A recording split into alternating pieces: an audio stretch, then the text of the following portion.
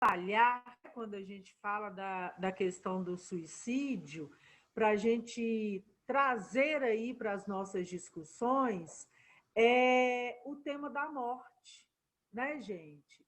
Porque a gente sabe que em culturas diferentes a morte é vista de formas diferentes, né? E na nossa cultura, considerando muito a sociedade aí atual, né, que nós estamos vivendo, mas eu acho que a gente pode dizer da nossa cultura, a morte ela não é vista como um processo da vida, que faz parte da vida, né? E se a gente pensar, por exemplo, na biologia, se a gente pegar aí a biologia e né, voltarmos lá para a biologia, a morte ela faz parte desse processo da vida, né? Tudo nasce, cresce, tem o seu momento aí de viver a maturidade e depois morre.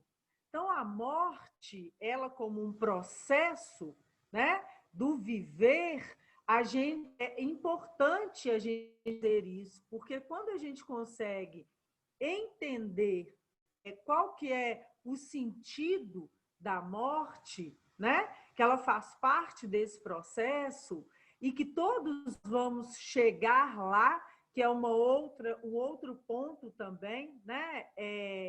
A nossa sociedade ela tem esse movimento aí de construir no nosso para a gente, né? Quando eu falo a nossa sociedade, eu não estou dizendo de algo fora de mim, dizendo de algo que eu estou também inserida dentro, assim. Mas é uma busca, né? Uma construção, sensação de que nós não vamos morrer.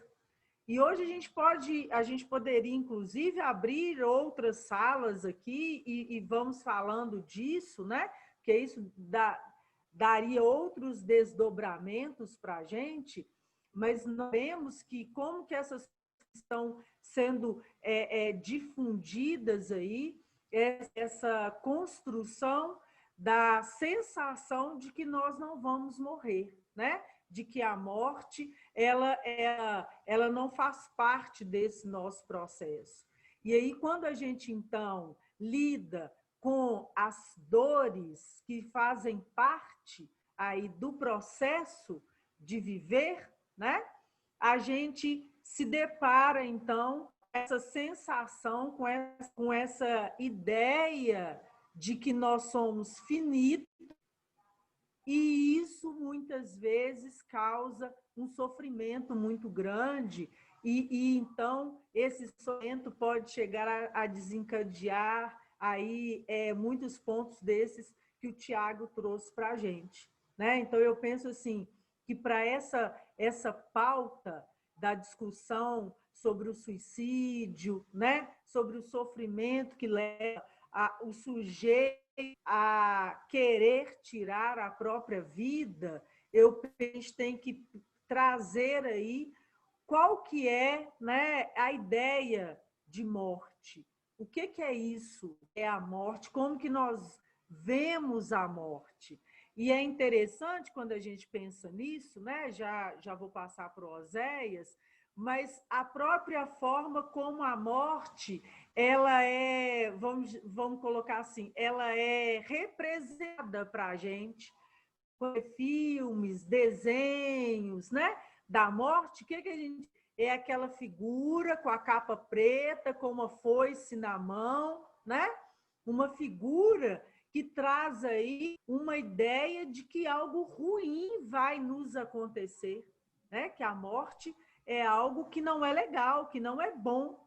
E a gente, então, quando a gente fica às voltas aí, né, com esse imaginário do que é o morrer, a sensação, a ideia de que nós somos finitos, né?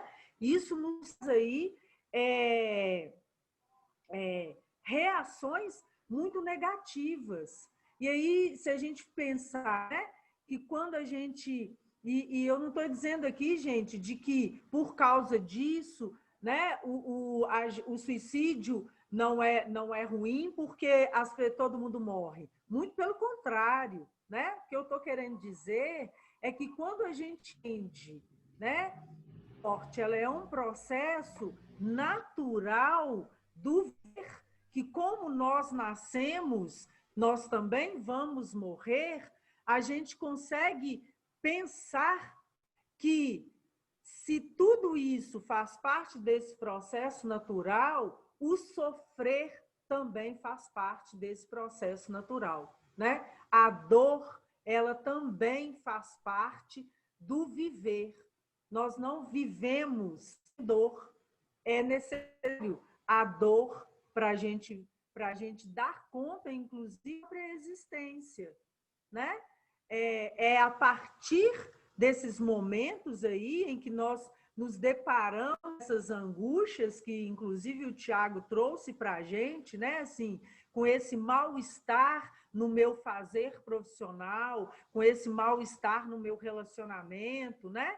A gente sabe, nós que estamos na psicologia, a gente trabalha com isso, que é só quando surge a angústia nós nos propomos a um movimento de transformação, né? Enquanto não existe o incômodo ali de que alguma coisa, né, precisa ser mudada, eu não saio do lugar. Então, essa angústia, né, vamos dizer assim, essa dor, esse sofrimento, ele faz parte também do viver, né? Eu, então, tendo a morte como um processo que faz parte do viver. Assim como a morte, a dor, nós conseguimos levar para essas pessoas que estão aí em situações de sofrimentos graves, né? A possibilidade de ressignificar tudo isso. E aí a gente vai pensar nos nossos recursos, né? Mas eu entendo isso que eu estou trazendo para vocês. E aí, Tiago, fica muito à vontade para fazer suas considerações, né? E quem quiser, mas eu penso que essa nossa discussão também sobre a morte, ela faz muito necessária no movimento de prevenção ao suicídio. Né? Assim, quando a gente consegue trazer isso, tirar do imaginário, né, que nós temos aí, essa ideia da morte como essa coisa assim, tão ruim, né? Tão ruim, que então toma essa dimensão tão grande assim, e que quando a gente se depara com a possibilidade dela, isso nos gera tanto sofrimento, né? Então, para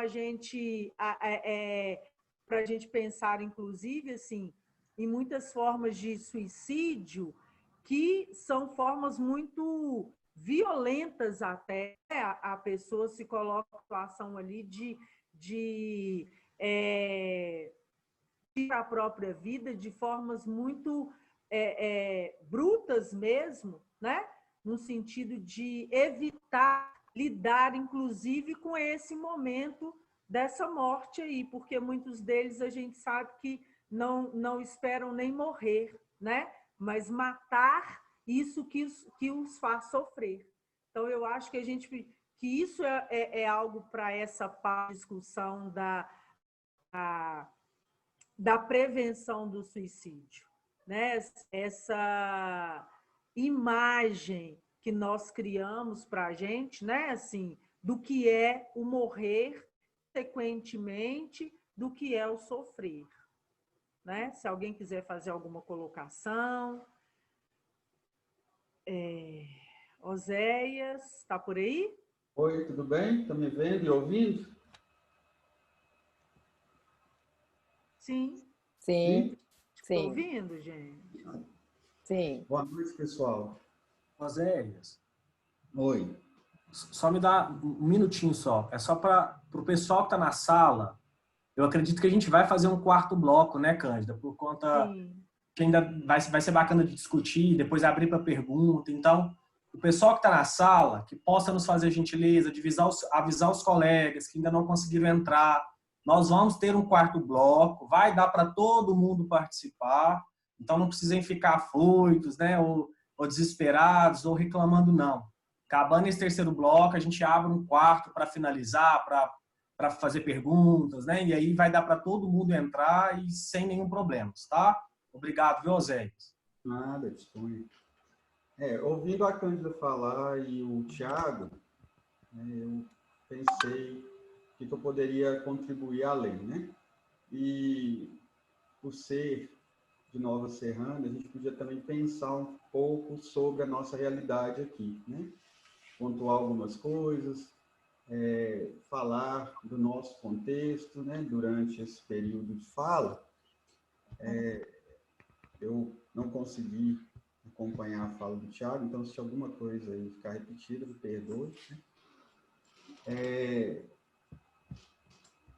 Cerca de 800 mil pessoas morrem devido ao suicídio todo ano no mundo, né? Isso são dados da Organização Mundial da Saúde.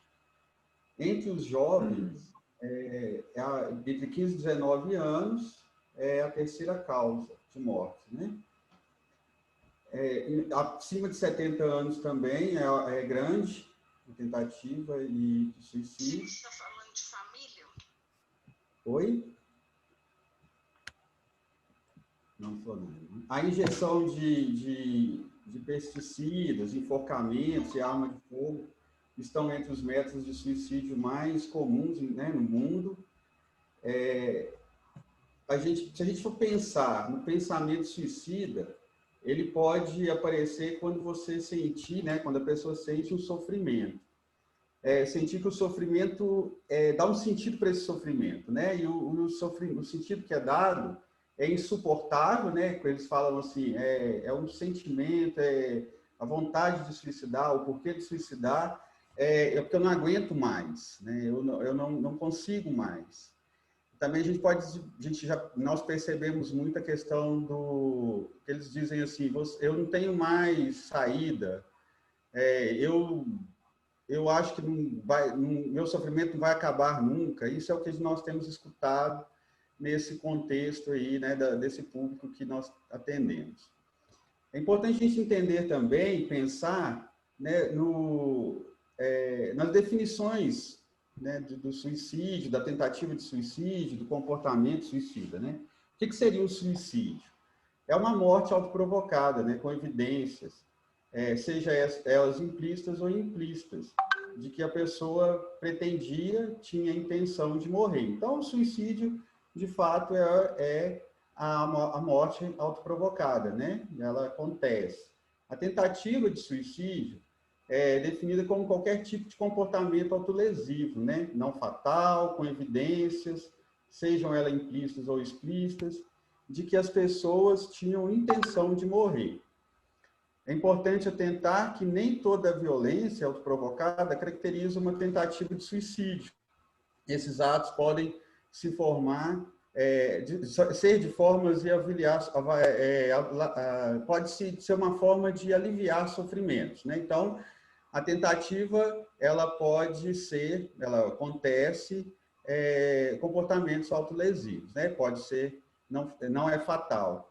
E o comportamento suicida, esse termo se refere a um conjunto de atitudes que inclui o pensamento de que uma ação autoinfligida resulte em sua morte, né, que seria uma ideação suicida, o planejamento, a tentativa e o próprio suicídio. Então, esse comportamento engloba esse todo, né, esse pensamento, essa vontade, esse planejamento, né?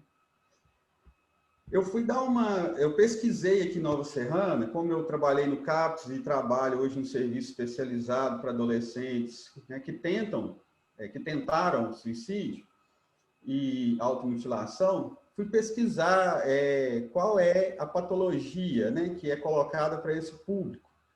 E busquei nos prontuários essa pesquisa, até para comentar aqui, né? Eu e a Cândida tinha conversado sobre a fala, e aí foi interessante, porque a maioria dos prontuários a gente que eu pesquisei, né, a nossa equipe pesquisou, ela está muito voltada para a depressão e para o transtorno misto de ansiedade, né, e depressão. Que é o F42.1.2 e os Fs, né, 32. São as depressões leves, moderadas, né, com sintomas ou não psicóticos. Então, a gente pesquisou nesses prontuários para entender um pouco de como que os médicos, né, nos atendimentos, eles percebem ou eles colocam lá como hipótese diagnóstica. Algumas são hipóteses e algumas são definidas com essas patologias. Se a gente for pensar nas depressões, né, a depressão, ela apresenta quadros de tristeza, falta de esperança, né, a gente pode, de forma bem rápida, pensar aí, né, que ela está associada, o que pode estar associado à depressão? Cansaço, perda de libido, sintomas físicos sem explicação médica, né, constante tensão, nervosismo, sensação de que algo ruim vai acontecer, problemas de concentração, medo constante, problemas para dormir, irritabilidade. Se a gente for pensar num transtorno de ansiedade, né, num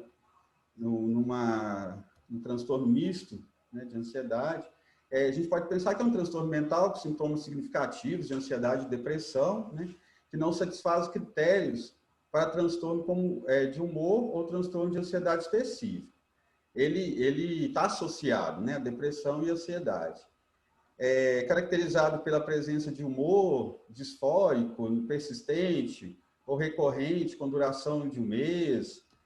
O que seria essa disforia, né? É alteração do humor acompanhada por uma sensação desagradável, subjetiva, com irritabilidade, amargura, desgosto, ansiedade e inquietação. A gente não pode pensar nesses transtornos de ansiedade e depressivo de forma separada. A gente tem que pensar com os dois ao mesmo tempo, né? Somando os dois. E aí entra também questão de tremor, palpitações, boca seca, estômago embrulhando, né? Ela pode acontecer... normalmente, né, quando a gente recebe esse público, eles são, pelos médicos, assim, normalmente, psiquiatra e clínico, eles virão pontuar lá e colocar lá F41.2. Depressão, 80% dos prontuários, eles estão com F32 ou F32.1 e F32.2, que é a depressão moderada e a depressão grave, né? Eu queria falar um pouco sobre essa depressão que é relatada nos prontuários, voltada para os adolescentes, né? Que é o público que eu trabalho, que nós trabalhamos aqui, até para a gente, depois, se alguém quiser perguntar alguma coisa, a gente pensar em alguma coisa. Normalmente é colocado irritabilidade, agressividade, humor depressivo, diminuição ou aumento das necessidades, que esses adolescentes dizem, eu estou querendo ficar mais tempo na cama, eu não consigo dormir, né? Perda de interesse na maioria das atividades, a incapacidade de sentir prazer nelas, né? Então, as atividades antes prazerosas acabam não sendo mais prazerosas, né? Sentimento de culpa, eles começam a se responsabilizar dos problemas, né, familiares, eles começam a se culpar por não ir bem na escola, né? Então, acontece muito isso. Desânimo, baixa autoestima, né? A gente percebe isso muito nos adolescentes, e aí se acham incapazes, né? Se acham não conseguem ter uma relação bacana com os pais, porque estão na adolescência, e aí se percebem de uma forma sem perceber, né, o mundo, sem perceber o outro, sem ter vontade de fazer, se sentem incapazes de produzir algo, né? Apetite, normalmente, é muito ou pouco, né? Sensação de falta de energia, não tem vontade de fazer nada. E aí vem a questão da ideia de morte ou suicídio, ou tentativas de suicídio, né? Aí entra, já entra na ideia e até no planejamento. Então, isso aparece com frequência, né, nos nossos atendimentos e também nas evoluções, tanto da psicologia quanto dos médicos. A gente também tem que prestar atenção e observar na internet, né, como que as publicações, as mensagens, os vídeos, as fotos dos conteúdos desses adolescentes, né? E aí, normalmente, os pais, eles colocam isso para nós, eles trazem, né? Os adolescentes também, mas os pais ficam muito preocupados e acostumam procurar, né, o psicólogo, procurar o profissional e pontuar, né, o que esses adolescentes estão colocando. E o que a gente observou e observa nessas postagens e o que os pais trazem, né?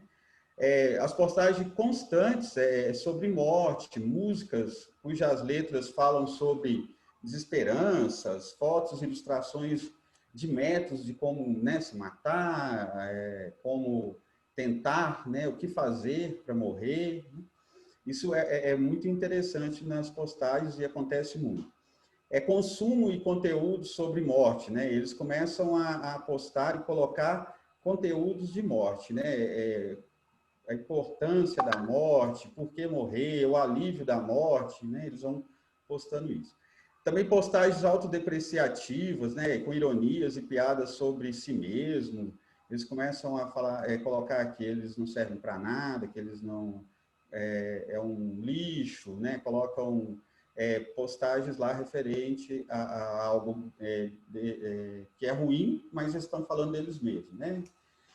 Participação em desafios violentos de alto risco, eles também colocam muito, né? Participar de jogos e algumas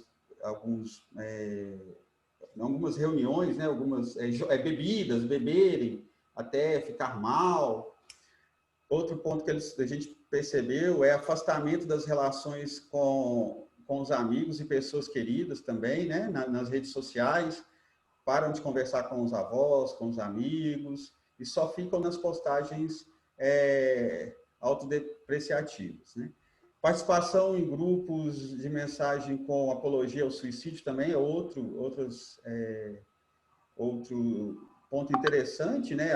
Tem adolescentes que relatam que eles encontraram sites de suicídio e ali eles têm uma ajuda para que, se eles quiserem, né, suicidar, eles têm essa ajuda. Só que eles não passam esses sites para nós, né, mas eles falam que existe, a gente já pesquisou alguns e tem mesmo. Também perda de controle sobre o tempo e tipo de conteúdo acessado, né? Eles acabam ficando horas e a noite toda, a madrugada toda, nesses sites, né? Nesses conteúdos. Publicações durante a madrugada, isso é muito frequente, né? Os pais chegam a dizer assim que meu filho só fica no computador, meu filho só fica no celular, ele não dorme, ele fica a noite toda jogando, né? Eles colocam muito isso, os filhos ficam jogando. E uso constante de emojis, né? Aquele que indiquem que as pessoas se sintam tristes, sozinhas, perdidas, colocam lá a carinha triste, colocam lá que estão sofrendo, a lágrima. Não, isso é muito, muito constante e muito perceptível nos status, né, deles. Alguns sinais que a gente observa aqui também, que não está legal, tristeza persistente, né? Preferir ficar isolado. Isso é um relato dos pais, que os filhos não querem conversar mais, só querem ficar dentro do quarto, no quarto escuro, muitas vezes. As atividades já não tem mais, eles não têm interesse, né? Como antes, então eles gostavam de jogar futebol, não gostam mais, gostavam de ir para jogar, brincar com os amigos, não brincam mais, ir na casa dos colegas não vão mais, isso acontece, eles relatam muito isso. Tédio constante, dizeres como eu sou burro, nunca deu certo, nunca vai dar certo nada para mim, nunca deu certo. E o pensamento frequente em morte, né, também são sinais interessantes a ser observado. Achar que os outros ficarão melhor depois da sua morte. os adolescentes colocam muito isso, né? Que eles dão trabalho para os pais e se eles morrerem, eles não vão dar mais esse trabalho, os pais irão ficar mais tranquilos sem eles, né? Que eles são um fardo.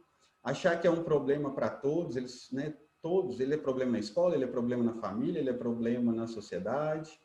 Achar que nada e ninguém pode ajudar, né? Então, também é algo que eles relatam muito.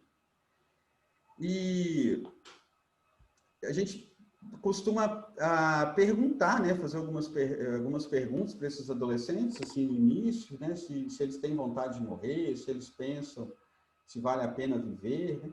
Agora, é interessante pontuar e pensar, né, que o suicídio, ele não é, pelo menos o que nós observamos aqui, não é de uma hora para outra, né? Existe aí um histórico, um período, e a gente, essa semana, na verdade, nós fizemos até uma reunião com os enfermeiros aqui do município, porque a porta de entrada, ela é a atenção primária, sempre foi, né? E acho que sempre será, é a atenção primária, atenção básica. E nós fomos conversar com esses enfermeiros, porque todo ano, eu acho que o Thiago falou um pouco sobre isso, todo ano é costume os PSFs colocar um cartaz lá do Setembro Amarelo, todo ano eles pedem que nós, né, da atenção especializada, para a gente montar alguma coisa para falar do Setembro Amarelo. Então, esse ano nós fizemos diferente devido à pandemia. Vamos conversar com os enfermeiros, porque eles são a ponta lá, e nós vamos conversar com os enfermeiros. E aí, os enfermeiros, né, nessa conversa, e a gente pontuou algumas coisas também, eles relataram, né, assim, primeiro a formação na enfermagem não tem pelo menos que eles falaram isso, né, que não tem matérias específicas sobre o suicídio, né, um preparo. Então, eles têm que aprender mesmo na prática. E outra questão que eles levantaram dentro dos PSFs é como abordar, né, essas pessoas. E aí a gente fomos conversar com eles sobre como que é a abordagem dos PSFs, né? E aí a gente teve a surpresa de que eles não têm esse preparo, né, para abordar. Então, o que é feito? Normalmente encaminha para o psicólogo do PSF ou para o médico, né? E aí a gente foi pensar com eles como que poderia ser essa abordagem. E aí fomos conversar e pensamos, né? O que é uma ideação suicida? Conversamos, né? O que é uma ideação? O que é um planejamento? Então, aí a gente foi pensar nisso. E uma enfermeira, depois que a gente conversou, liga no outro dia lá no CAPS e fala assim, pede para chamar a coordenadora e fala, olha, na teoria é muito fácil, mas na prática. Chegou uma senhora aqui e ela trouxe a filha para um atendimento e eu fui conversar com ela antes, fazer algumas perguntas, antes dela entrar no consultório médico, e eu fui conversando com ela, ela falou que estava muito triste, começou a chorar e falou que tem vontade de morrer. E aí eu lembrei da conversa, a enfermeira falando, eu lembrei da conversa e fui perguntar para ela se ela já tinha planejado, ou se ela planejou essa morte, né? Porque a gente nós conversamos isso, como que a gente aborda e como a gente pode tirar mais dessas pessoas, né? E ela perguntou, essa senhora, né, se ela já tinha pensado. Ela falou, eu já comprei a corda e vou tentar agora, essa noite, né, pretendo fazer isso. E ela liga lá no CAPS e conversa, né, e a gente já logo consegue lá a triagem para ela ir direto para o CAPS para atendimento, né? E aí, como abordar, né, como ouvir essas pessoas? E aqui no núcleo, né, a gente trabalha aqui na Nova Serrana no núcleo infanto-juvenil, né, voltado para automutilação e autoextermínio. E eu gostaria de pontuar para vocês também, né, o porquê dessa criação desse serviço no município de Nova Serrana, né? O ano passado,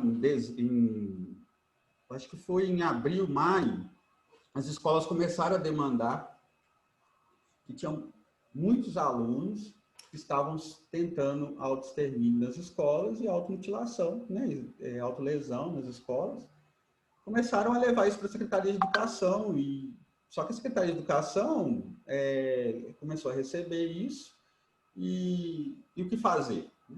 E nós fomos chamados para uma reunião e começamos a mostrar também que os serviços de atenção especializada estavam com uma grande demanda, né, desse público.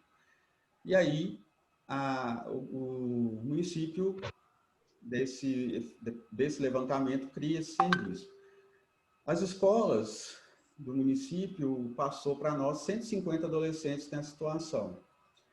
Nós fizemos a triagem desses 150, dos que apareceram, né? A maioria não era, na verdade, tinha essa demanda, e outros não. Mas aí, depois que fizemos essa triagem, começamos a ir às escolas com plantões psicológicos. A nossa surpresa foi, né, que esses 150 talvez seja pouco, né? Porque nos plantões psicológicos os adolescentes começaram a procurar os psicólogos, né, restrito, e mostrar e falar que se cortam, e os cortes são nas pernas, que os pais não terem, né, saber. E aí nós percebemos que a demanda é grande, né? Aí veio a pandemia e nós não foi possível continuar esses plantões psicológicos nas escolas. Mas, então, a importância de falar do suicídio, né, como a prevenção nas escolas, a gente percebe que é necessária, né? O NASF também poderia estar ajudando nisso. Agora, com o desmonte do NASF, não é mais possível, né? E alguns municípios estão sem esse apoio. E temos também a saúde na escola, que poderia, né, trabalhar, né, com esses temas. E trabalhar a prevenção. Mas quando a prevenção já não basta, né? Temos que pensar nessa rede, né, que tem que estar estruturada, ela não pode ter buracos, né, ainda que haja buracos, a gente tem que pensar numa rede que possa compreender, receber, acolher, né, esse público. Nós estamos montando isso aqui em Nova Serrana, pensando, né, que podemos fazer e contribuir mais, já demos esse primeiro passo. Dentro do contexto de adolescência, a gente observou e temos observado a questão do bullying, a separação dos pais. Agora, na pandemia, aumentou muito o abuso, né? Aqui em Nova Serrana, a gente teve recebemos muitos casos de abuso. Então, assim, o que fazer, né? A gente tem que acolher e, né, proporcionar um tratamento, né? Assim, a prevenção é importante, mas o que fazer, né? Então, nós temos ofertado tratamento psicológico, a gente tem ofertado acompanhamento psicológico, médico, né?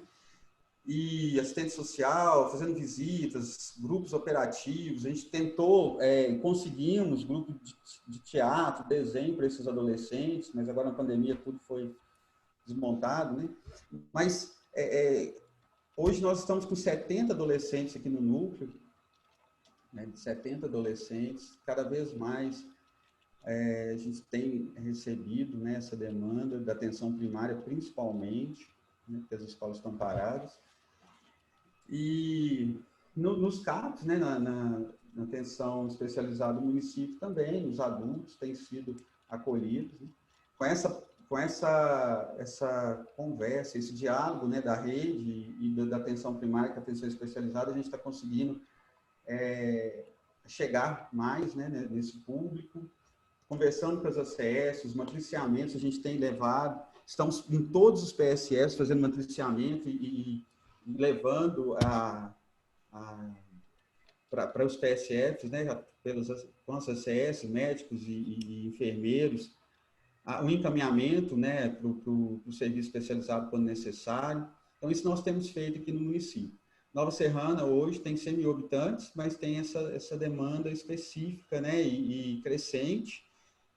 E as escolas de Nova Serrana, fiquei sabendo recentemente que tem mais alunos em Nova Serrana, né, na educação infantil, do que na cidade de Divinópolis, né, devido a cidade ser uma cidade que recebe muitas pessoas de fora, né? Então, tem essa questão também, culturas diferentes, famílias que são deixadas para trás, né? Então, todos esses contextos pode desencadear, né,